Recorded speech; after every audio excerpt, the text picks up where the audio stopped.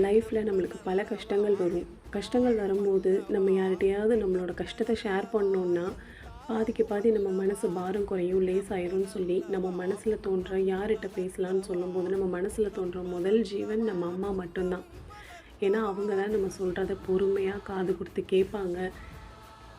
கேட்டுட்டு அதுக்கப்புறமா ஃபைனலாக நம்ம என்னெல்லாம் சொல்கிறோன்னு கேட்டுட்டு அதுக்கப்புறமா ஒன்றும் இல்லை, எல்லாம் சரியாயிடும், இதெல்லாம் இப்படியே போகாது, எல்லாத்துக்கும் ஒரு நாள் காலம் மாறும் அப்படின்னு சொல்லி அவங்க நம்மளுக்கு ஆறுதலாக 4 வார்த்தை சொல்லுவாங்க. ஆனால் அப்பேற்பட்ட அவங்கக்கிட்டேயுமே நம்ம பல விஷயங்களை மறைச்சி தான் சொல்லுவோம். காரணம் என்னென்னா அவங்க மனசு கஷ்டப்படக்கூடாதுன்னு. ஆனால் நம்ம மனசில் இருக்கிற எல்லா விஷயத்தையும் கொட்டி தீர்க்கிற ஒரே இடம் கோயில் தாங்க. அங்கே இருக்கிற தெய்வம்தான். நம்மளுக்கு கஷ்டம் வந்தாலும் நம்ம சொல்லி எழுதுகிற இடம் அது ஒன்று தான். நமக்கு சந்தோஷமாக இருந்தாலும் போய் நம்ம அவங்களுக்கு நன்றி சொல்கிற இடமும் அந்த கோயிலில் இருக்கிற தெய்வம் தாங்க.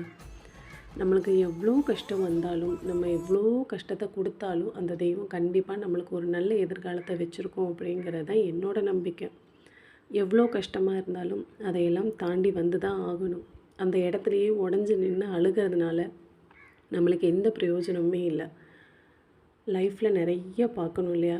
சந்தோஷம் மட்டுமே வாழ்க்கையில், கஷ்டமும் வாழ்க்கை தானே, ஒன் ஆஃப் த பார்ட் தானே. ஸோ இதுவும் கடந்து போகும். ஸோ எந்த ஒரு விஷயத்துக்காகவும் துவண்டு போய் அதே இடத்துல உட்காராதீங்க. நெக்ஸ்ட் லெவலில் மூவ் ஆன் பண்ணி போங்க. கண்டிப்பாக எல்லாத்துக்குமே லைஃப் ஒரு நாள் சேஞ்ச் ஆகும். ஸோ எதுக்கும் வருத்தப்படாதீங்க. நம்மளோட கோல் என்னவோ அதை மட்டும் நோக்கி போய்கிட்டே இருக்கணும்.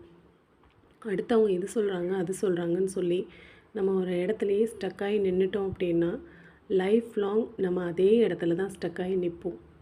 பின்னாடி எப்போவுமே திரும்பி பார்க்காதீங்க, முன்னேறி போங்க.